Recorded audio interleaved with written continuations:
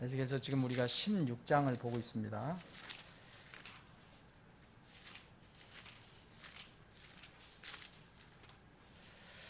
자, 지난번에 직접 다 읽지는 않았지만 제가 40절까지는 내용을 말씀드렸습니다. 40절까지. 그래서 이제 41절부터 시간이 되는 대로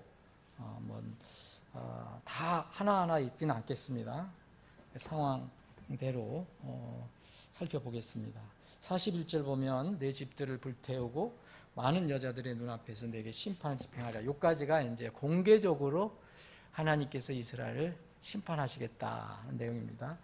내가 너로 하여금 창녀짓 행하는 것을 그치게 할 터인지 너도 다시는 싹쓸 주지 아니하리라. 이처럼 내가 너를 향한 내 경로를 멈추게 하며 내 질투가 너를 떠나게 하리니 내가 평온하여 다시는 분노하지 아니하리라. 이걸 보시면 갑자기 이렇게 또 이렇게 뭔가 분위기가 좀 바뀌어지는 것을 볼 수가 있어요. 이스라엘에 대한 하나님의 심판은 이 말씀에 의하면 소멸시키는 것 그 자체가 목적이 아니라 그 무서운 심판 속에서도 이스라엘이 궁극적으로 회복을 원하신다는 그 하나님의 회복의 섭리가 여기 들어 있습니다. 심판을 집행해서 여기 이제 내가 내 어렸을 때를 기억하지 아니하고 이 모든 일로 말미암아 나를 애타게 했은지 하나님을 애타게 했는데 네가 이제 앞으로 내가 이렇게 심판하면은 앞으로 이런 더러운 짓은 행하지 아니할 것이다 라는 그 마음이 들어가 있어요. 그렇게 말씀하셨어요. 이게 심판을 집행하는 것은 그들을 뭔가 더러운 일을 더 이상 하지 않고 하나님의 그 백성으로서 그 길을 걸어갈 수 있도록 그렇게 분노하시고 격노하신다는 거예요. 앞으로는 이렇게 하시면 안 하시겠다. 이스라엘은 바벨론의 침략을 받고 그들의 포로가 되어서 잡혀갔잖아요. 그런데 고통스럽고 엄청나게 힘든 상황이었지만 하나님께서 목적한 것은 이루어졌습니다. 그들은 바벨론으로 포로 끌려가서 우상 숭배 생활을 끝냈습니다. 가나안 땅에서 하던 우상 숭배를 더 이상 못했어요. 거기서는 그래도 가나안 땅에서 예루살렘에서 하던 그 우상 숭배 생활을 더 이상 하지 못하고 나름대로 그 예루살렘을 바라보면서 하나님을 부르짖게 됩니다. 이렇게 하나님께서 엄청난 심판을 때로 내리실 때 이스라엘이 깨닫지 못하는 하나님의 깊은 사랑, 그것이 그 안에 이렇게 숨어 있다는 것을 알게 됩니다. 이거는 이스라엘에게만 해당되는 게 아니라 우리에게도 동일하게 적용될 수가 있습니다. 동일한 주님이세요. 그 하나님이 우리의 하나님입니다. 우리를 구원해 주시고 또 때로는 우리를 징계를 하실 때가 있어요. 성경에 분명히 하나님의 자녀들이 징계를 받지 사생아는 하나님 징계하시지 않습니다. 사생아는 끝내 심판만 끝납니다. 그런데 우리는 징계를 하시기도 하신다고 했습니다. 우리가 인생을 살면서 때로는 캄캄한 그런 터널을 통과할 때가 있습니다. 이러한 고난과 역경은 근데 반드시 나쁜 것만은 아니에요. 하나님 편에서 볼 때는 그것이 우리에게 무척 유익을 위해서, 영적인 유익을 위해서 준비하실 수도 있다는 겁니다. 그 역경, 그 고난 당장 힘들죠. 우리가 겪을 때 정말 그러나 신실하신 하나님의 속성을 믿고 나가면 우리는 영적으로 건강한 기회를 얻을 수가 있습니다. 저는 이런 그 말씀을 생각할 때 우리가 2013년 가을에 경험한, 여러분들도 경험한, 저도 경험한 정말 씻을 수 없는 그 고통, 교회의 고통, 그 고통, 왜 처음에 나에게 이런 것을 주셨을까? 왜 우리 교회가 이런 걸 주셨을까? 처음에는 하나님께 기도도 그렇게 많이 했지만 다 결국은 하나님께서 우리를 미워서 그러시는 게 아니라 우리를 더 뭔가 하나님 보시기에 더 단단하고 아름답고 순결한 어떤 하나님의 신부로 만들기 위한 그런 과정이 아니었나 생각해 봅니다. 분명히 우리가 어떤 수나 규모로는 분명히 줄었지만 그 이후로 우리가 영적인 상태는 평균적으로 우리 교회의 영적인 상태는 분명히 더 나아졌다고 저는 생각합니다. 마음이 하나가 되었습니다. 참으로 너희가 심지어 그 일을 위해 부르심을 받았나니 그리스도께서도 우리를 위해 고난을 당하심으로 우리에게 본을 남기사 너희가 자신의 발자취를 따라오게 하셨느니라. 베드로전서 2장 21절에 있는 말씀입니다. 우리 그리스도인은 고난과 역경이 있을 수 있습니다. 우리가 하나님의 자녀라면 하나님 아버지로부터 이렇게 훈육 차원으로 받는 시험은 우리를 미워서 주시는 게 아니라 우리를 더 잘되게 하시려고 주신다는 거.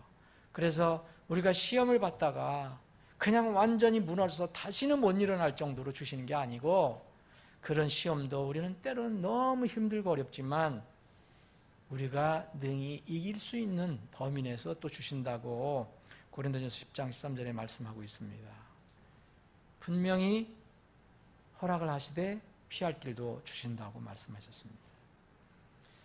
우리 신자들이 상황과 어떤 환경이 어떠하든 간에 우리의 감정과 생각에 끌려서 세상의 길을 가지 않고 우직하게 하나님 말씀을 믿고 나아가기만 한다면 사실 그 다음에는 즐거운 일이든 고통스러운 일이든 이런 것은 다 우리의 선을 위해서 쓰여지는 것입니다.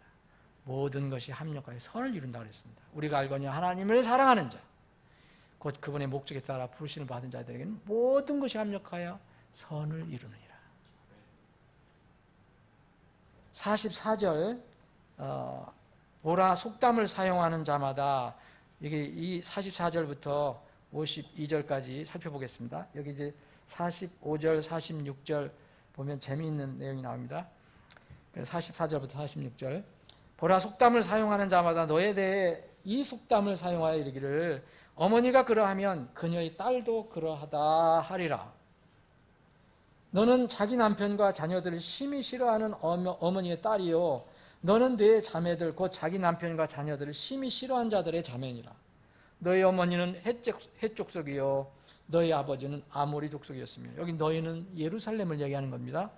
내 언니는 자기 딸들과 함께 내 왼쪽에 거하는 사마리아요 내 동생은 자기 딸들과 함께 내 오른쪽에 거하는 소돔이니라. 우선 46절까지 한번 보겠습니다. 여기 하나님께서는요 이스라엘의 그 당시의 영적인 상태를 어떤 사람들하고 비교했냐, 그 이스라엘을 둘러싸고 있는 사마리아와 소돔과 비유를 했습니다. 사마리아와 소돔. 예루살렘 사람들은, 이스라엘 사람들은 가나안 사람들을 저주받은 사람들이라고 생각했거든요.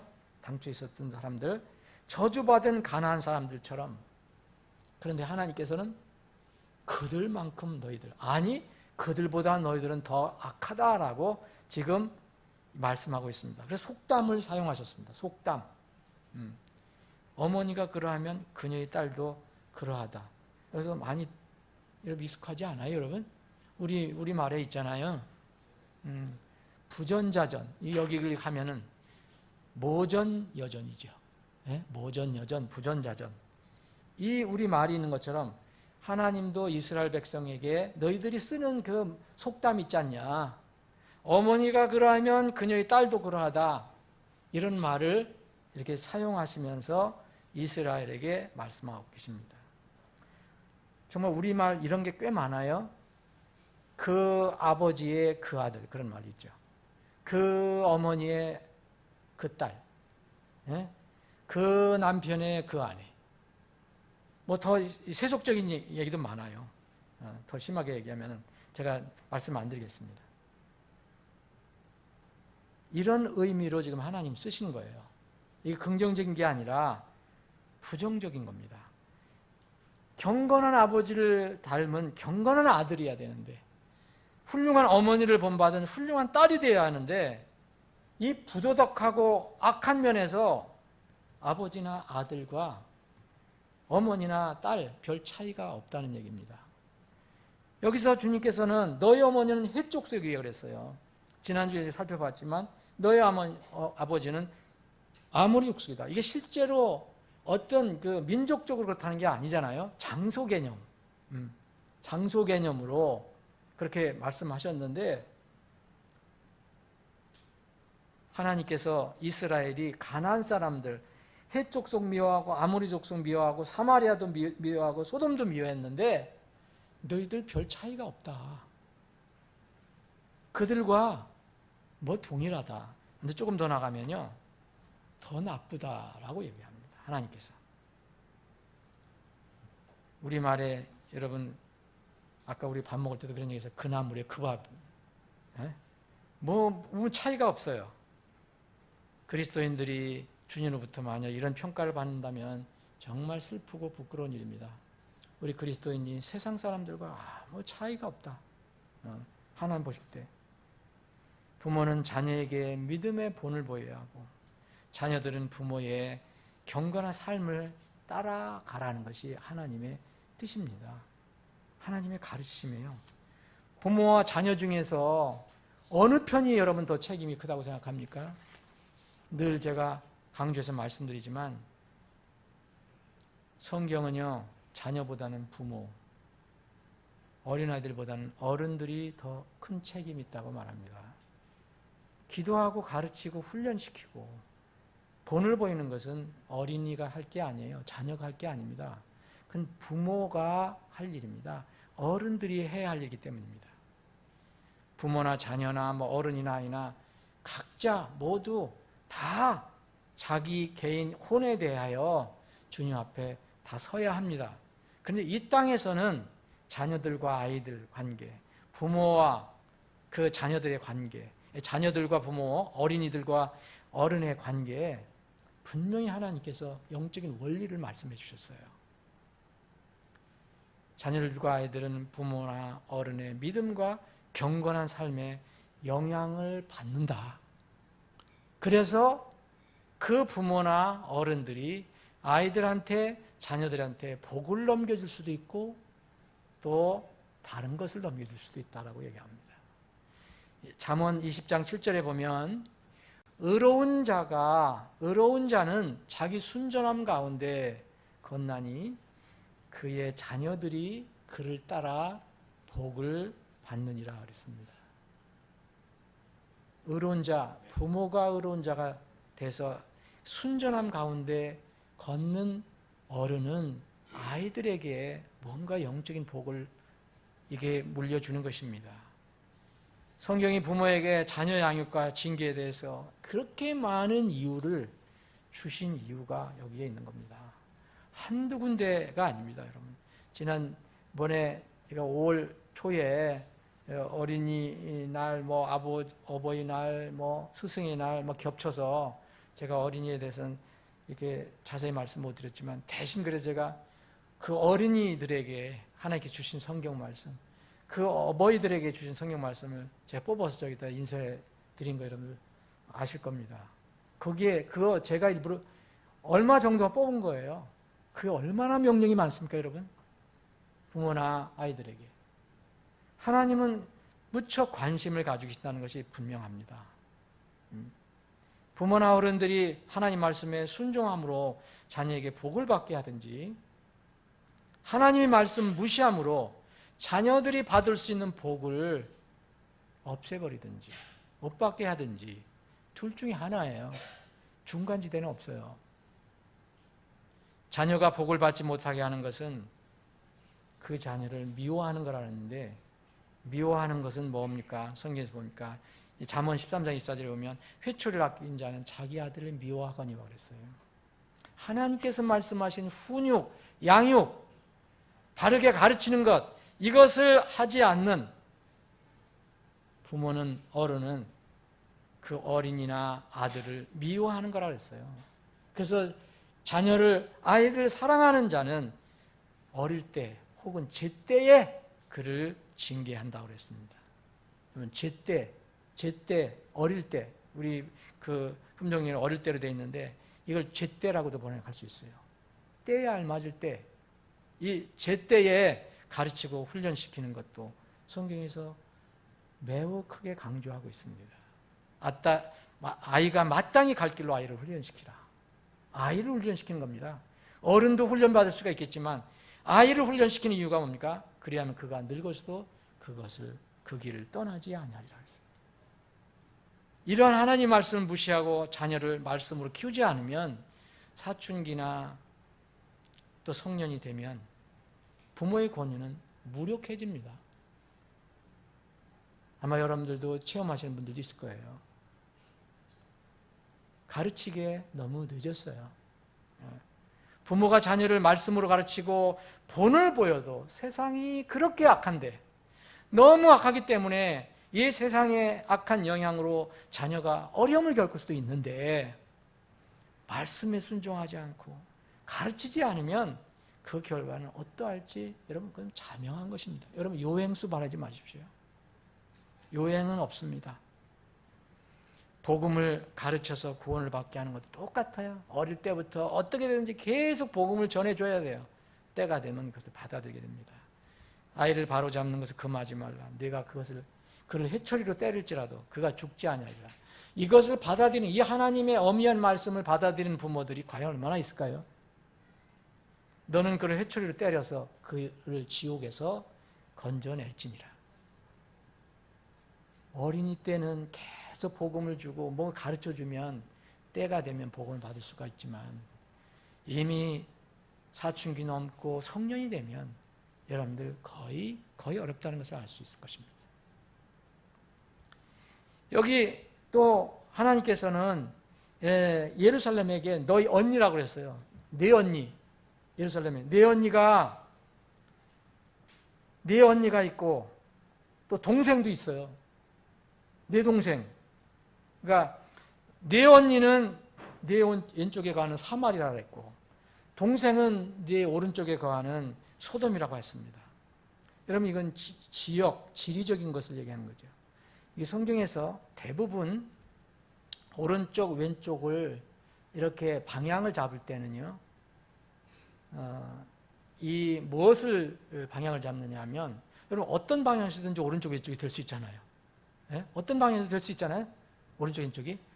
근데 이 성경에서 얘기하는 것은 어디냐, 왼쪽은 거의 북쪽, 오른쪽은 그 남쪽입니다.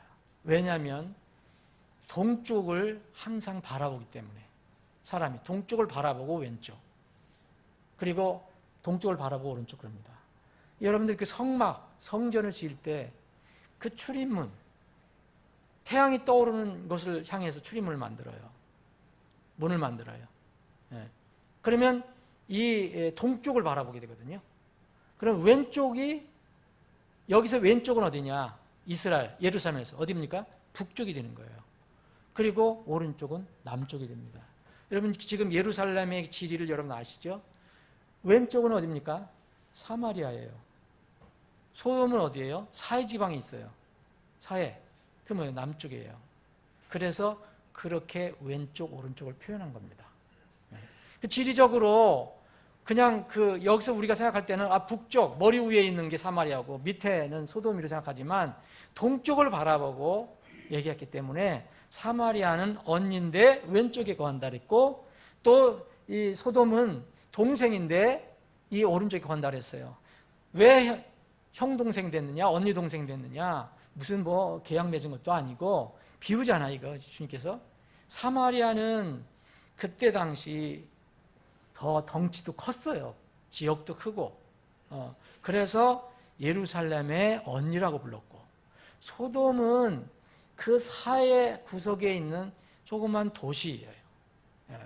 그러니까 소돔은 작았습니다. 그래서 동생이라고 불렀어요. 그런데 이 두 도시가 다 악명이 높은 도시죠. 이걸 주님께서는 비유로 말씀하신 겁니다.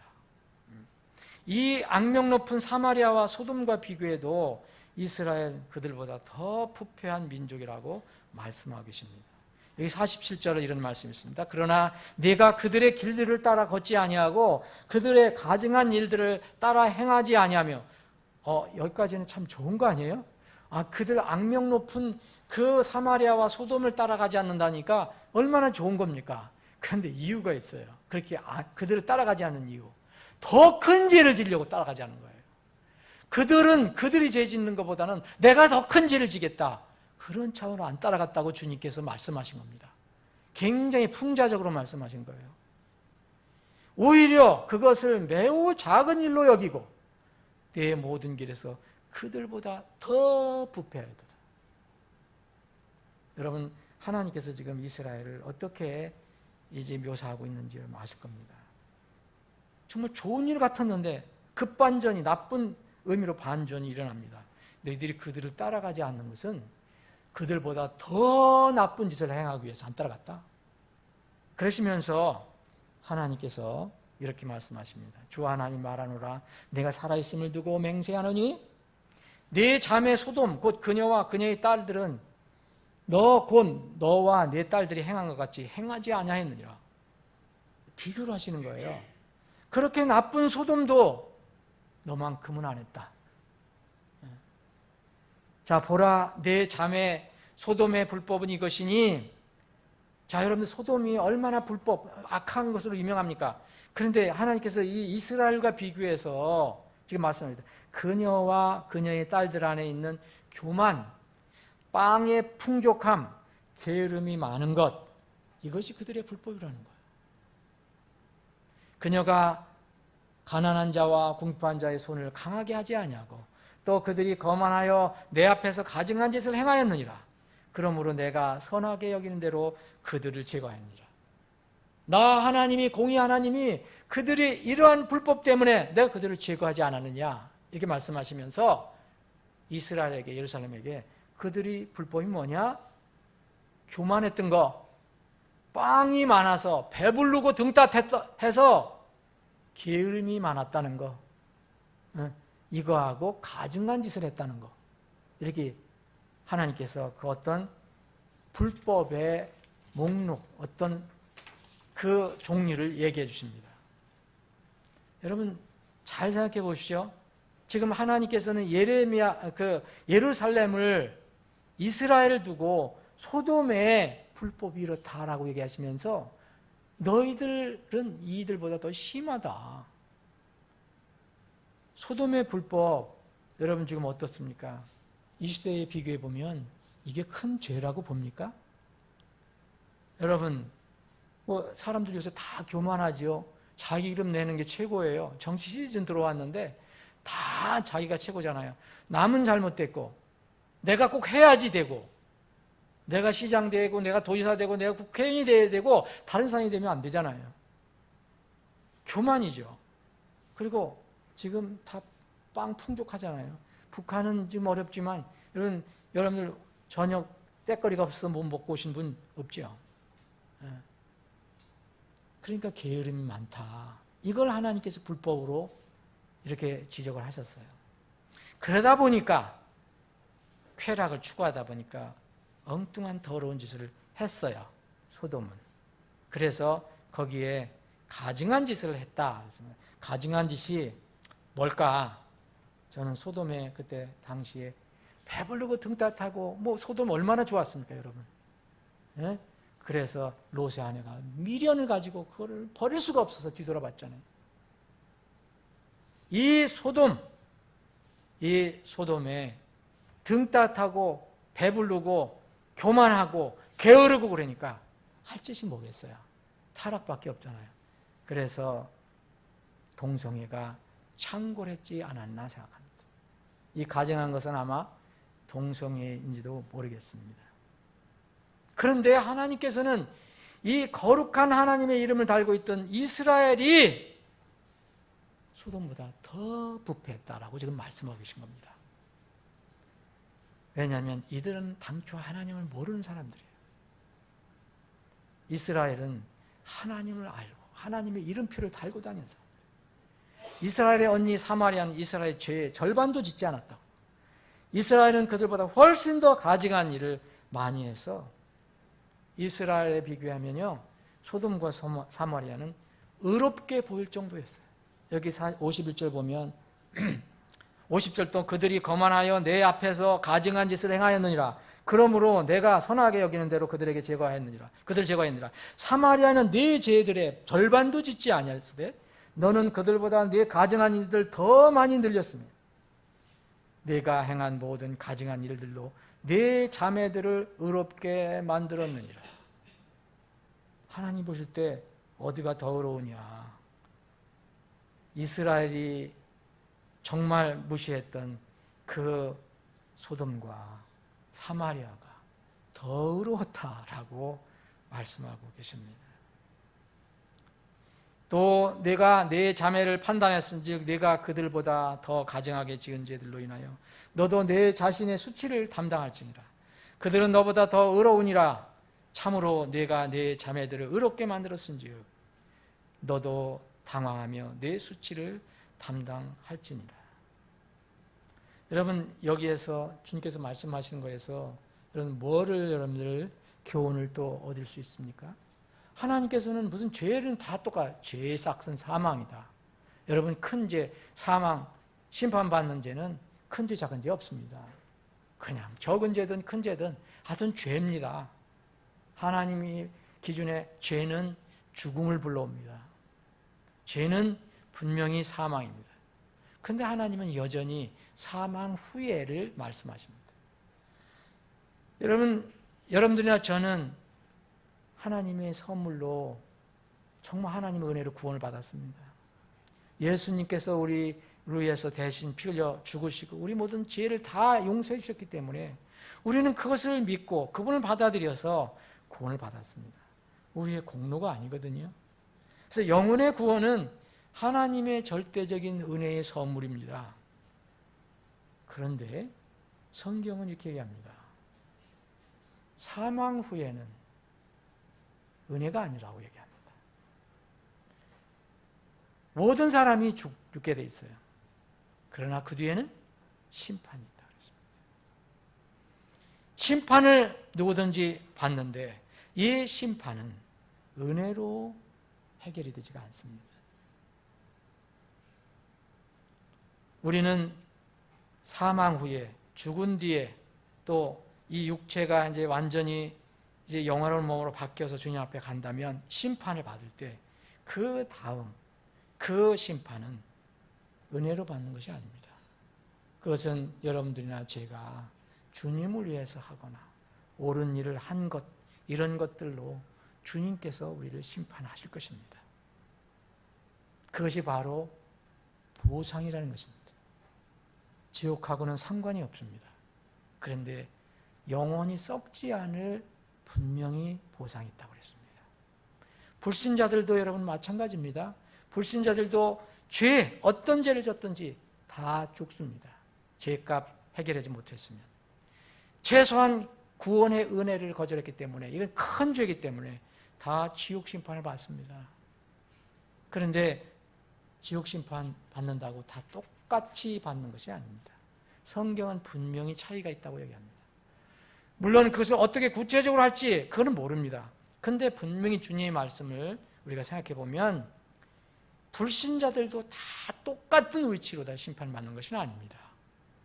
불신자들도 자신들의 행위에 따라서 각자에게 합당한 심판을 받게 됩니다. 이것을 성경은 강조하고 있습니다. 우리가 할 일이 아닙니다. 그래서 정죄받고 지옥에 떨어지는 사람들은 모두 동일한 상태에 있는 게 아닙니다. 여러분, 북한 동포들을 수없이 많이 죽인 그런 악한 위정자와 그래도 어떻게 실수해서 사람을 어떻게 해를 끼쳤다거나 이런 사람하고 나중에 믿지 않아서 심판받는다면 똑같이 심판받는다고 생각하십니까? 그렇지 않습니다.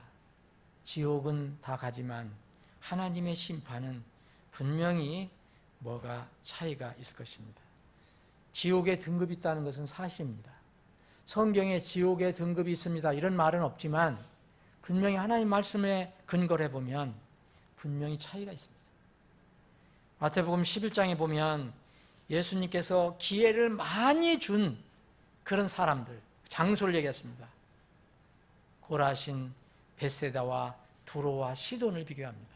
두로와 시돈은 예수님이 자주 찾아가시지도 않았습니다. 기회도 별로 없었습니다, 그들은. 그런데 고라신과 벳세다는 많은 기회를 가졌습니다. 그런데 그들은 하나님을, 주님을 거절했습니다. 똑같이 고라신, 벳세다, 두로와 시돈이 다 심판을 받습니다. 그런데 주님께서 이렇게 말씀하십니다. 고라신과 벳세다보다 상대적으로 기회가 적었던 두로와 시돈은 심판날에 견디기 쉬울 것이다. 예수님의 선교 본부가 있었던 가버나움, 여러분 예수님의 선교 본부가 있었던 데입니다. 그 갈릴리 호수 그 북쪽에 있었던 가버나움, 예수님의 본부였어요. 얼마나 예수님을 자주 만났겠어요. 예수님 말씀을 얼마나 자주 들었겠어요. 거기 있었던 사람들은. 그런데 그들은 교만해서 주님의 말씀을 받아들이지 않았습니다. 수많은 기회가 날아갔습니다. 주님은 말씀하십니다. 가버나움은 크게 교만해서 소돔 땅보다 더 큰 심판 때에 큰 고통을 받게 될 것이다 라고 말씀하십니다. 하나님은 공의의 하나님입니다. 하나님은 사랑의 하나님이며 동시에 공의의 하나님입니다. 공의는 보상과 연결되고 지옥의 고통과 연결될 것입니다. 사랑하는 여러분, 여기 왜 하나님께서 이스라엘을 자꾸 하나님을 잘 모르는 소돔과 고모라 그리고 사마리아 이 지역과 비교를 자꾸 하십니까? 그런데 이 예루살렘은 더 악하다라고 말씀하십니다. 거듭나지 않은 유대교 종교인들은 불신자보다 이교도보다 더 치열하게 예수 그리스도를 대적해서 결국 십자가에 못을 박아 죽이는 일을 했습니다. 그건 불신자가 한 게 아닙니다. 예수님께서 거듭나지 않은 유대인 종교들의 사악한 행위를 일반 불신자들보다도 훨씬 그들을 더 무섭게 책망하셨습니다. 분명히 혜택이 있으면 그만큼 또 책임이 따르는 법입니다. 오죽했으면 예수님께서 그 유대계 종교인들을 뱀과 독사로 비교를 해버렸습니다. 지옥의 정죄를 피할 수 없다고 말씀하셨습니다. 거듭나지 않은 유대교 종교도 마찬가지지만 생명이 없는 기독교 종교도 마찬가지입니다. 다른 종교보다 더 악할 수 있습니다. 여러분, 겉으로는 거창하게 하나님의 이름을 내세우지만 속은 완전히 영적으로는 전혀 반성경적인 이 로마 카톨릭과 같은 종교는 기독교 범주에는 들어가 있지만 어느 기독교 종파보다 더 영적으로 부패했습니다. 지금도 부패합니다. 교리적으로도 그렇고 시스템적으로 그렇고 역사적으로도 그렇게 더러울 수가 없습니다. 로마 카톨릭의 부패를 이제 개혁한다고 일어선 종교개혁 운동도 마찬가지입니다. 처음에는 긍정적인 면도 분명히 있었지만 점점 로마 카톨릭의 부패와 불법을 그대로 답습했습니다. 여러분, 개혁해서는 어려운 겁니다. 다시 태어나야 합니다. 다시 태어나 새 생명을 가지고 살아가야 합니다. 여러분, 이 개신교에서 카톨릭이 여러분들이 재침례 성도들을 많이 죽였지만 개신교도 많이 죽였다는 걸 여러분들 아십니까? 역사적으로 재침례 성도들이 죽은 이유는 성경적인 신앙 때문이었습니다. 성경적으로 나는 이렇게 믿는다. 그것 때문에 많은 사람들이 죽었습니다. 종교개혁의 후손들이라는 현대 기독교는 어떻습니까? 진리 말씀보다는 인간의 자유주의 이론과 사상이 지배하는 현대 기독교가 됐습니다. 지금 제가 보기에는 지금 하나님께서 지금 소돔과 사마리아를 비교하면서 이스라엘을 책망하고 계시는데 아마 옛 이스라엘에 뒤지지 않을 것입니다. 겉으로는 화려해도 예수 그리스도의 재림이 가까우는 지금 이 마지막 때에 여러분 국내에 소위 기독교 안에서 일어나는 일들을 한번 보십시오. 일반 매스컴에서 나오는 것은 너무 크니까 그렇게 나오는 거죠. 그렇지 않은 것들은 나오지도 않습니다. 여러분들 그 상황을 보면 정말 더 부패해야 되는 것을 알 수 있습니다. 전보다 더 부패합니다. 전에는 그래도 부끄러움이라도 느꼈어요. 근데 요사이는 대담합니다. 무슨 교회 목사나 교회에서 뭐 죄를 짓는 거 보면 대담하게 죄를 져요. 그 하나님의 이름으로. 현대 자유주의 기독교는 이름만 기독교고 실제는 반기독교 일을 합니다. 다 하나님의 사랑, 하나님의 말씀으로 합니다. 하나님의 말씀을 왜곡해서 하나님의 사랑을 정말 인간의 수준으로 격화시켜버립니다. 심지어는 하나님을 피조물의 수준까지 격화시킵니다. 여러분 기독교에서 진화론에 대해서 은근히 지지하는 그룹, 이런 것은 바로 하나님을 이 짐승의 수준으로 내려앉히는 것입니다. 여러분 기독교에서 진화론에 은근히 동조하는 세력이 있습니다. 공의와 거룩하신 하나님을 한낱 값싼 로맨티스트로 만드는 사람들도 있습니다. 기독교 내 하나님의 사랑이라는 이름으로. 그 사람들은 동성애와 동성결혼을 하나님은 지지한다라고 이야기합니다. 하나님은 동성애와 동성결혼하는 사람들을 사랑으로 품어준다라고 이야기합니다. 옛날보다 더 타락한 것입니다.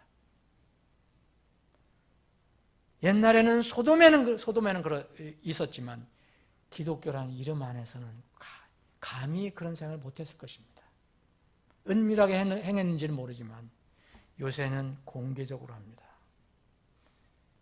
여러분 생명은 피해 있다고 선언하시고 생명을 중시하는 창조자 하나님을 이제는 생명을 살해하는 낙태를 사람의 권리로 인정하는 정말 위선적인 하나님으로 일부 기독교는 말하고 있습니다. 하나님의 이름으로 하나님의 사랑으로 낙태를 지지합니다. 이런 부패와 불법, 여러분 인간의 제도나 정치, 인간의 종교로는 치료가 불가능합니다. 막을 수도 없습니다. 사람은 아무리 자신이 부패하지 않으려도 온갖 도덕, 윤리를 동원하고 훈련하고 돌을 닦아도 별 소용이 없습니다. 영적으로 다시 태어나는 길밖에 없습니다. 사람이 변화돼서 새 사람이 되지 않으면 인간의 근본적인 부패는 막을 수가 없습니다. 성령께서 죄인을 하나님의 말씀으로 다시 태어나게 하시지 않으면 어떤 사람도 인간의 종교로 자신의 부패를 막을 수 없습니다. 생명의 복음을 다시 통해서 다시 태어나면 내주하시는 성령님의 능력으로 우리는 선한 행위를 하는 겁니다. 우리가 과거의 윤리 도덕으로 그렇게 하는 게 아닙니다. 우리를 구원해 주신 이유가 우리를 구속하시고 우리를 청결하게 하사 선한 행위에 열심을 내는 백성으로 삼아주셨다고 말씀하셨습니다. 그 방법 외에는 없습니다. 개인의 영적 부패를 막는 것은 인간 종교 아닙니다. 이스라엘도 왜 이것을 못 이겼습니까? 하나님의 말씀, 대언의 말씀을 그대로 받아들이지 못했습니다. 그러면 길이 없습니다. 여러분 거듭나는 것도 하나님의 말씀 그대로 받아들여야 합니다. 변화되는 건 하나님의 말씀 그대로 받아들여야 합니다. 개인의 부패는 인간의 종교가 아닙니다. 다시 태어나야 되고 성령님의 새롭게 하심으로 밖에 될 수가 없습니다. 말씀을 정리하겠습니다. 거듭난 사람은 성령님이 내주하는 사람입니다. 성령께서 말씀으로 무엇이 악하고 무엇이 선한지를 늘 말씀을 통해서 깨우쳐 주십니다. 그래서 우리는 육이 발동하다가도 부패와 싸우려고 하는 힘이 있는 것입니다. 교회도 마찬가지입니다.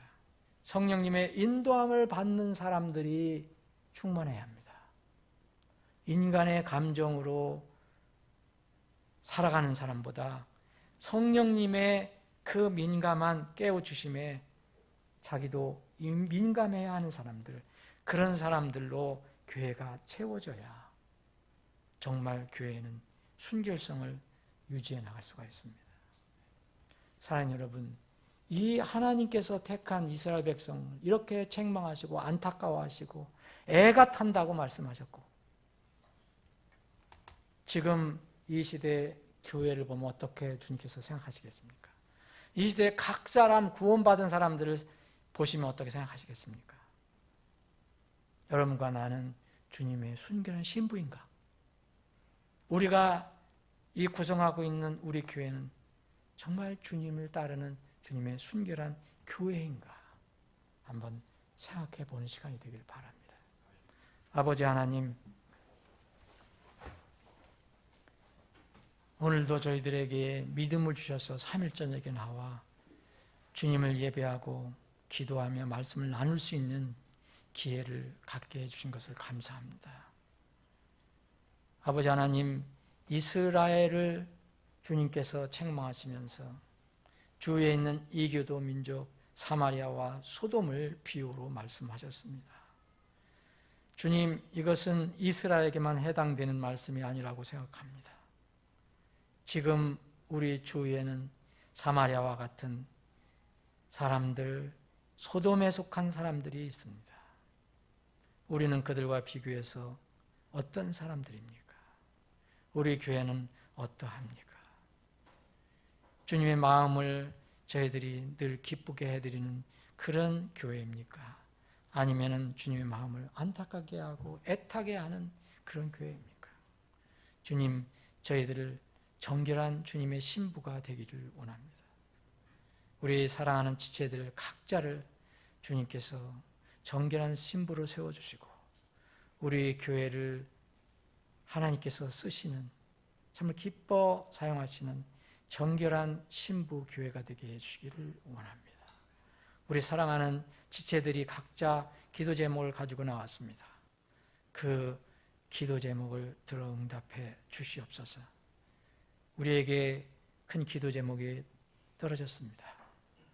교회 합병 그 사안도 주님의 전능하시고 거룩하신 손에 의탁하오니 주님이 기뻐하시는 영광스러운 길로 인도해 주시옵소서.